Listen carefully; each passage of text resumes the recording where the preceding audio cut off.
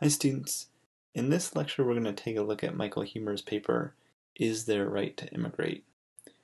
Now, I went to University of Colorado Boulder as a graduate student, and Michael Huemer was a professor there, and so I always enjoy talking about Huemer's papers and papers of other faculty members that I have learned from. I happen to think that Michael Huemer does philosophy in like an especially cool way, a way that I really uh, endorse and support, and so it's fun to be teaching this paper. All right. So in this paper, we want to figure out, to begin with, right, what Huemer's thesis is. As I mentioned before, right, the first thing that you want to do going into a paper is figuring out what's the author trying to argue for. One way to do this with our text, right, is to read that summary that comes before the paper. That gives you a nice rundown and a good sense for what the person's going to argue. And then when you read the paper, you'll have a better idea of what's going on in it.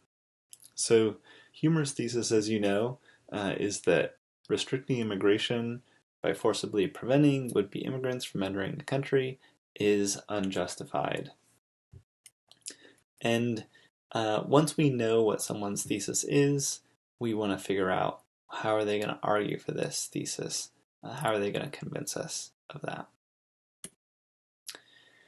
Now, Huemer's argument against immigration restrictions is maybe a little bit more complicated than some of the arguments that Schaefer Landau talked about. It's got an extra premise. The premises are a little longer, so it's going to be a little bit harder to follow, but hang in there, and I think we can do it. So, premise 1 says that restricting immigration is a prima facie rights violation. So, I'm going to talk about what a prima facie rights violation is in a minute, but the idea is basically just that it's typically a rights violation. So, restricting immigration is typically a rights violation. That's premise 1. Premise 2 says that if a policy is a prima facie rights violation, then unless there's a credible rationale for claiming either that the policy does not violate rights or that the rights violation is justified, then the policy is ultimately unjustified. So the idea here is that if we've got a prima facie rights violation, then unless we've got like a pretty good reason to think that that rights violation has outweighed, or it's not really a rights violation in this case, then that policy, that involves a prima facie rights violation is not one that we should be doing.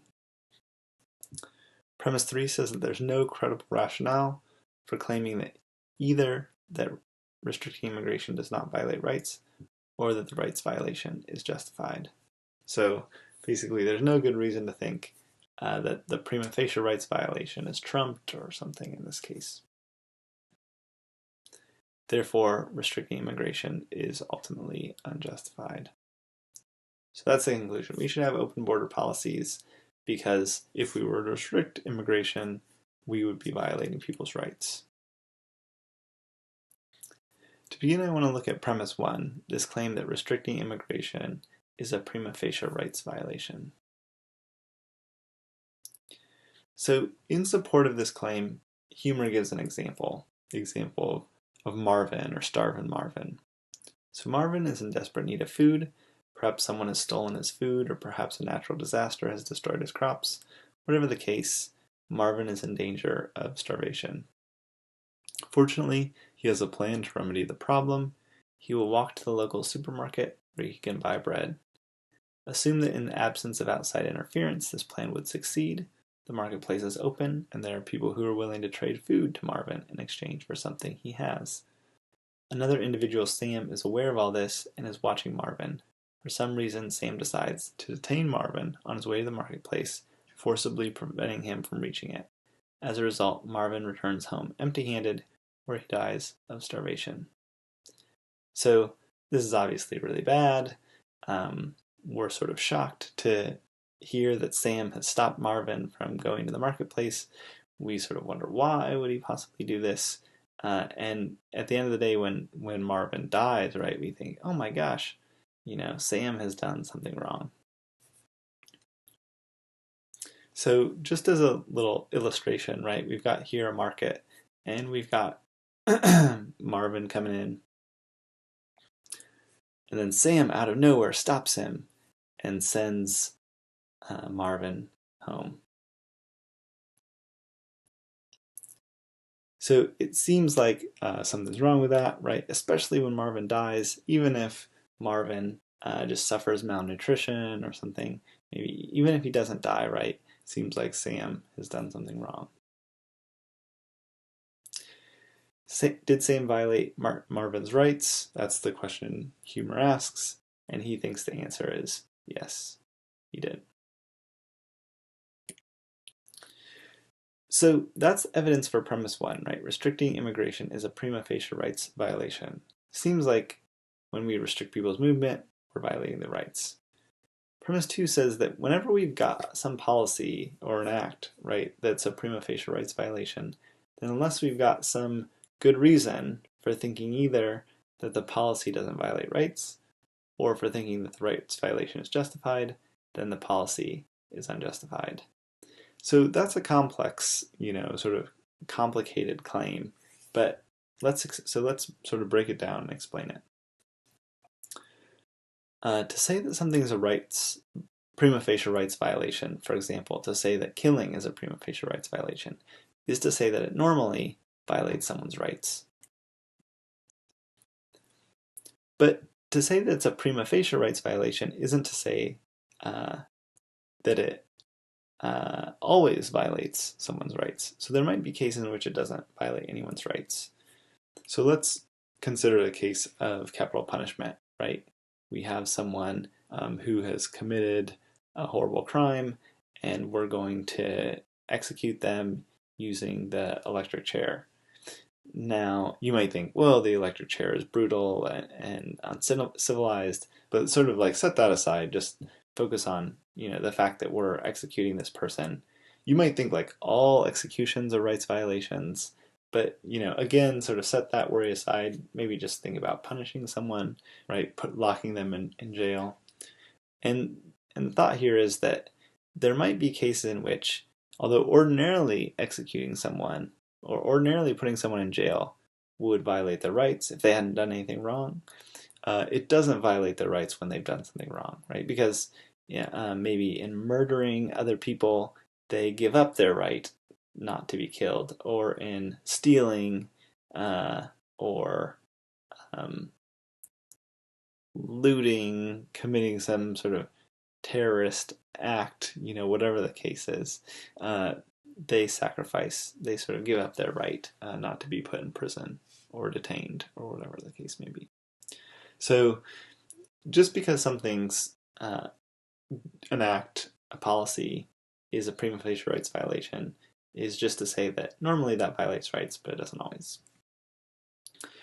Now, there might also be cases in which something is prima facie a rights violation, but the rights violation is somehow justified. So we've looked at an example that sort of gets at this idea. Earlier, we've got a trolley going down the track, and ordinarily, we can't divert a trolley, towards a person and kill them. So, if we imagine there's like no one on the track here, if we flip the switch and hit that person, it seems like we would be violating that person's rights, right? But in this case, maybe we think it still is violating their rights, right?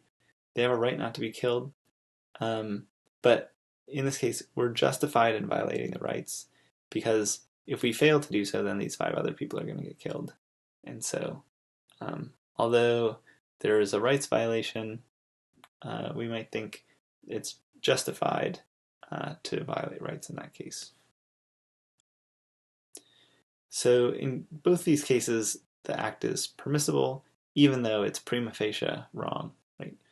Executing someone, diverting a train to hit them on a track, both those things are prima facie wrong, but they're not what we might say ultima facie wrong, or like wrong in the end, because either the person's lost their right, or the right is trumped by other considerations.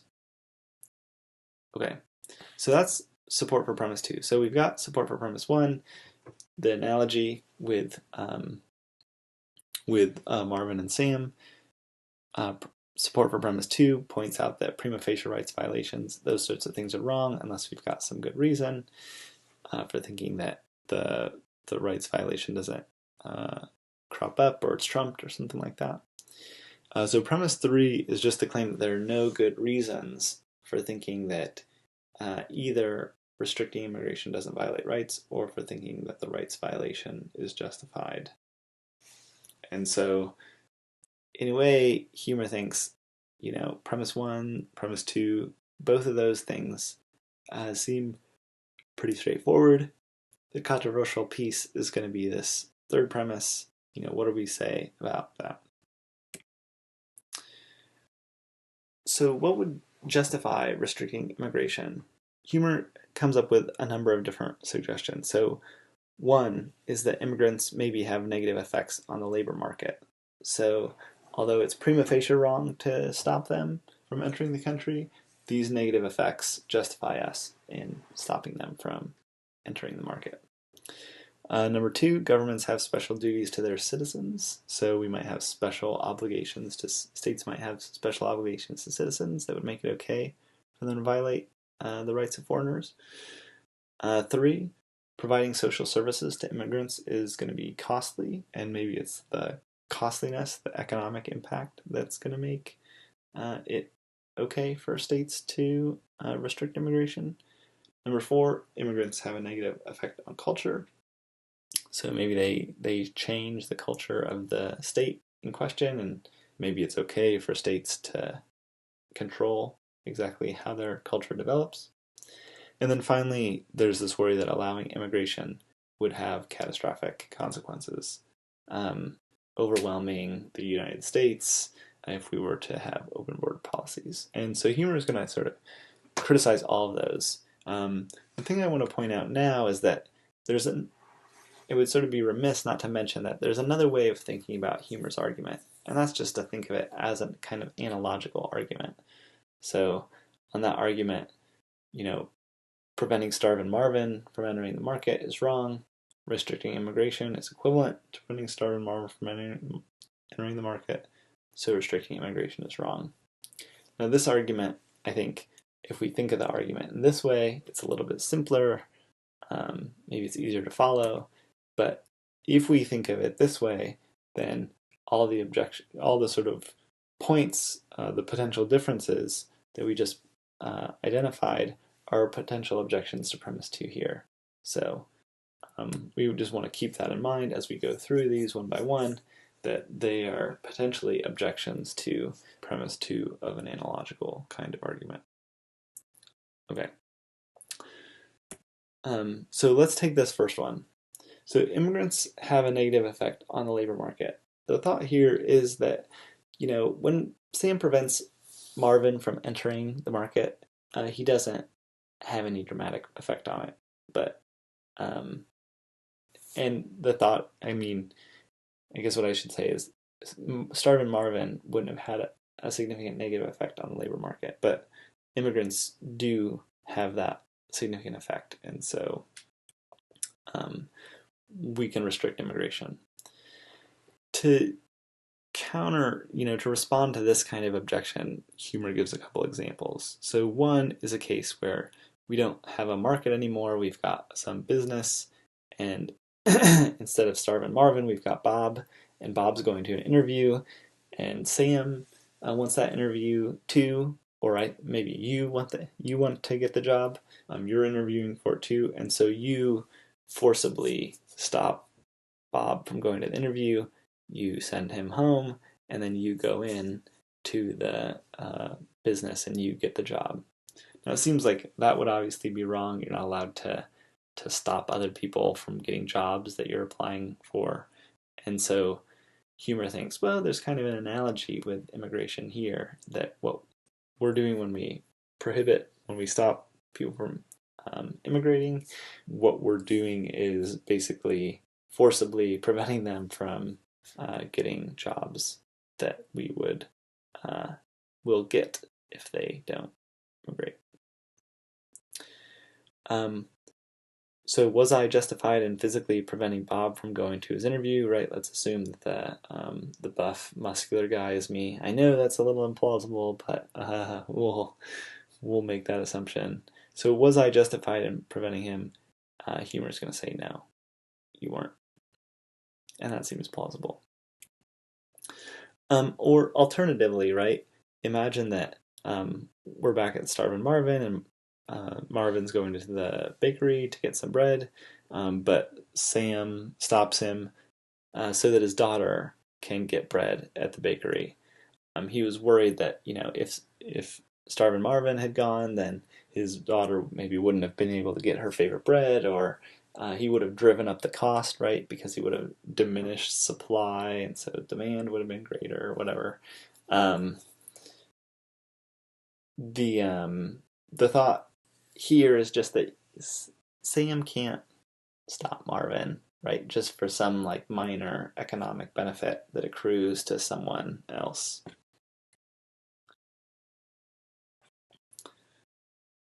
So is Sam justified in physically preventing Marvin from going to the market? Again, Huemer's answer is no. Not even in this case. Now, maybe you think governments have special duties to their citizens, much in the same way that parents have special duties to their kids. Huemer says one's special duties to one's offspring and plot implies that if one must choose between giving food to one's own child and giving food to a non-family member, one should generally give food to one's own child, right? And that sounds right. But they don't imply that one may use force to stop non-family members from obtaining food in order to procure modest economic advantages for one's own children, right? So if you remember Huemer's example of the we'll just go back to that image, right? Huemer's thought was like, imagine that this woman here is Sam's daughter, and even if it's his daughter, right, Sam's not allowed to prevent Marvin from going to the bakery. Again, the benefit that accrues to Sam's daughter is like very small, and his stopping Marvin, who ends up right dying of starvation or suffering serious malnutrition, that's a significant harm. So it seems like maybe this idea of like trading off, Sam's got to make sort of small sacrifices in order for immigrants to receive large benefits. Okay. So providing social services to immigrants is costly. You know, in the original example, we don't think Marvin, is going to get social services or anything like that. And so we might have thought the real reason that restrictions on immigration are justified is because if we don't have them, then we'll have to pay all this money to immigrants and social services like healthcare, etc., education, things like that. And so maybe if we change the case to add that feature in, then it's going to seem like it's okay to restrict Marvin. And so Huemer does that, right? He says, imagine, right, that Sam operates a sort of charity. He's in it with the baker, and they give away free food to people who are impoverished and that show up at the bakery. But Sam sort of been giving away a lot of food recently, and he doesn't want to give away any more free food. And so when Marvin heads towards the bakery, Sam stops him so that he doesn't have to give away any free food.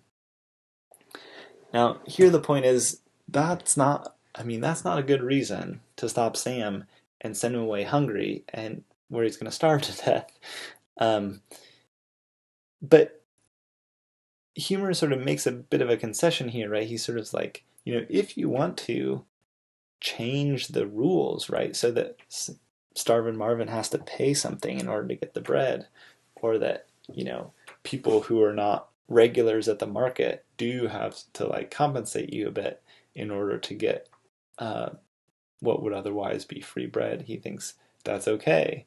it's fine if you don't give immigrants the ideas, all the social services that you would give uh, citizens, U.S. citizens. But that's so that might be a good reason to do that, but it's not a good reason to prevent immigrants from migrating to the U.S. All right. Is Sam justified in physically preventing Marvin from going to the market in order to avoid having to either break his policy or give free food to Marvin? Again, Huemer's answer is no. 4, we're almost getting close to the end here. So immigrants have negative effects on culture. So if none of these other arguments work, one argument you might arrive at is thinking, well, immigration to the United States hurts the culture, right? People from Central America all speak Spanish, and we don't want people speaking Spanish in the United States, something along those lines. Or they listen to different music, and we don't want that. We don't like mariachi bands, or all these sorts of ideas. Maybe prey on kinds of racist stereotypes or something like that, but we'll sort of set that aside and assume that, yeah, immigrants are going to have effects on culture, and maybe those effects are sort of negative. So in discussing this sort of worry, Huemer points out, or sort of asks us to suppose that a number of your neighbors have been converting to Buddhism or selling their homes to Buddhists, right? Because of this, your neighborhood's in danger of being changed from a Christian community to a Buddhist one. The Buddhists do not coercively interfere with your practice of your own religion, nor do they do anything else to violate your rights, but you object to the transformation because you would prefer to live among Christians. If you catch on to what's happening in the early stages, are you entitled to use force to stop your neighborhood from becoming Buddhist? So this is supposed to be analogous, right? And he goes on to consider a few ways in which you might do it. So you might forcibly interfere with your neighbor's practice of their religion, right? You might interrupt their religious ceremonies. You go to their houses and destroy their Buddha statues and replace them with crucifixes. You could force your neighbors to attend Christian churches, or expel all the Buddhists from your neighborhood, or prevent any Buddhists from moving in, right? None of these things is going to be okay on Huemer's view, right? Are they permissible? No.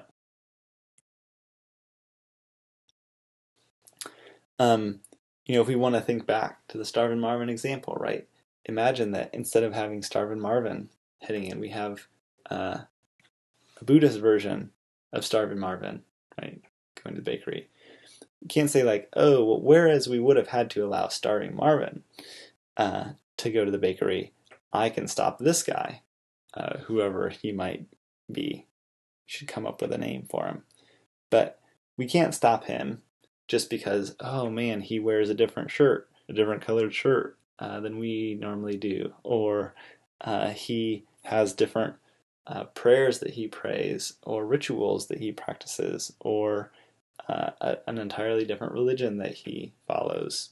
So none of those reasons are going to be good reasons to stop someone from going to the marketplace, and so they're not going to be the kind of thing we can use to justify restricting immigration either.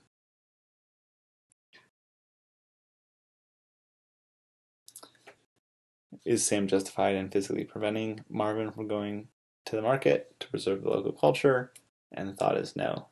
Even if Marvin is going to influence other people, that's not a good enough reason to stop him. The last potential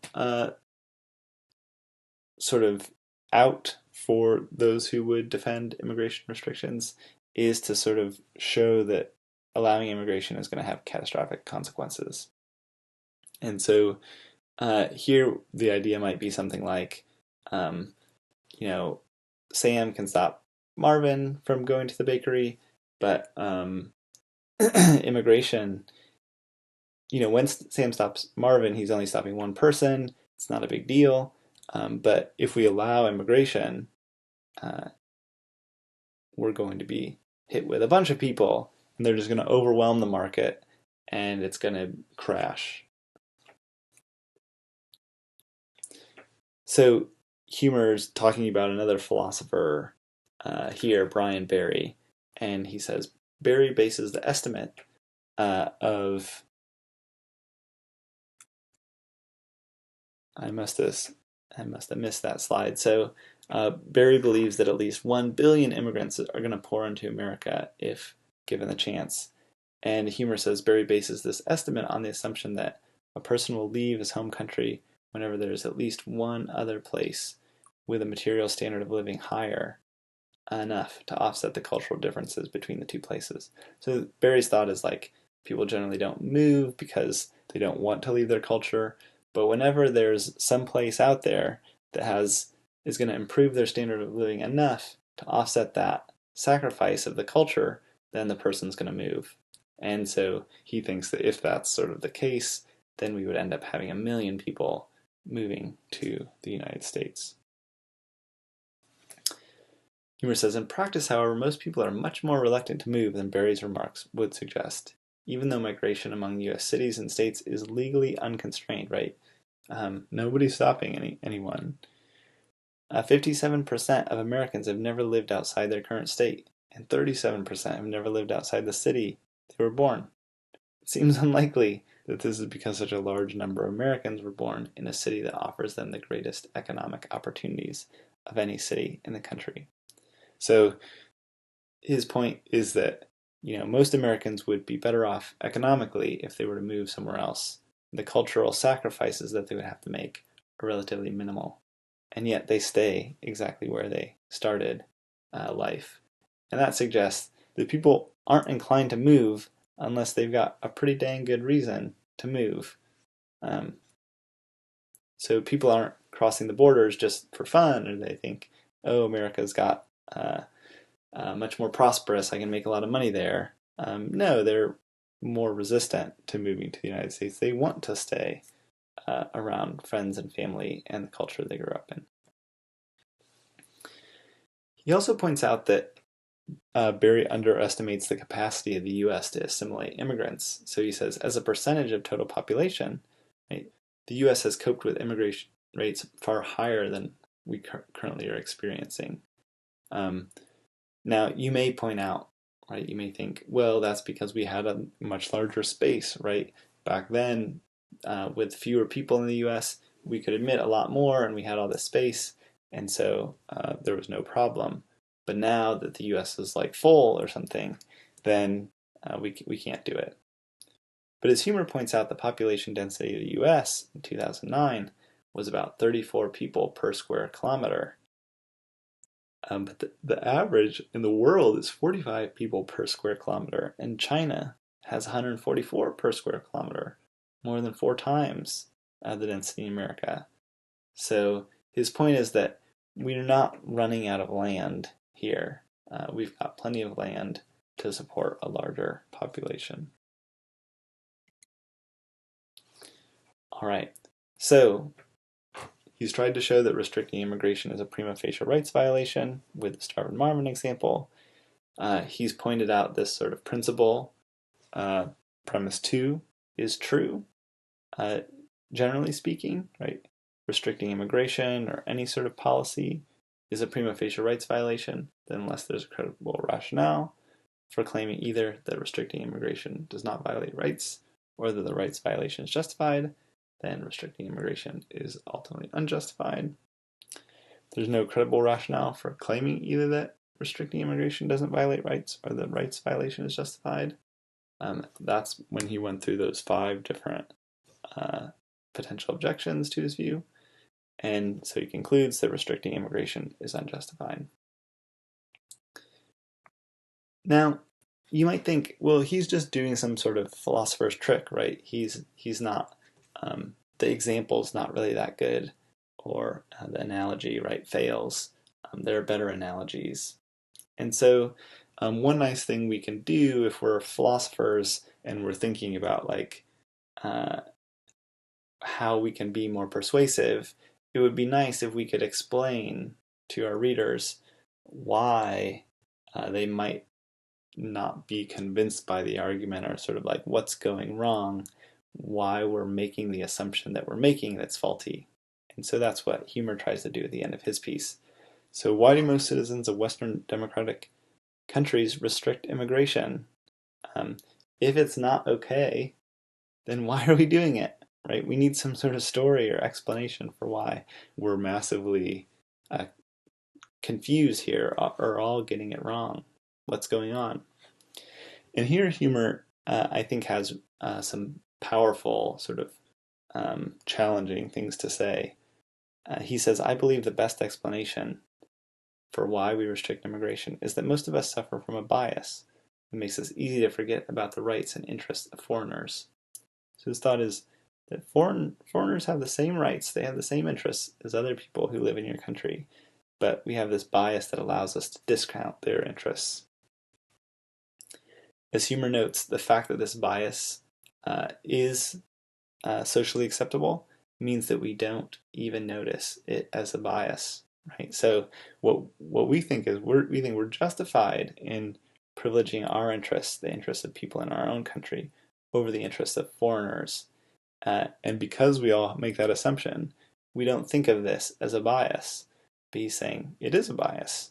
It's one that we've got to focus on and acknowledge as such. And then he has this sort of challenging quotation, right? He says, today's Americans do not cringe when they hear the statement that America is the greatest country on earth, any more than white people would have cringed to hear that whites were the best race. We do not cringe to hear that American businesses should hire native-born Americans rather than immigrants, any more than Americans 3 generations ago would have cringed to hear that white-owned businesses should hire white people in preference to blacks. This is some hardcore stuff here, right? So he's basically saying that our privileging of Americans over non-Americans is equivalent to the privileging of white people over racial minorities, and that our claim, right, that businesses should hire native-born Americans is equivalent to the claim that Americans should hire white people rather than black people. Now, those claims about racial minorities are appalling, right? No one should say those things, right? And if they do, we would criticize them. We would take them to task, right? We would ostracize them from our group. But we don't do the same thing about biases against non-native people. And Huemer thinks that is a serious problem.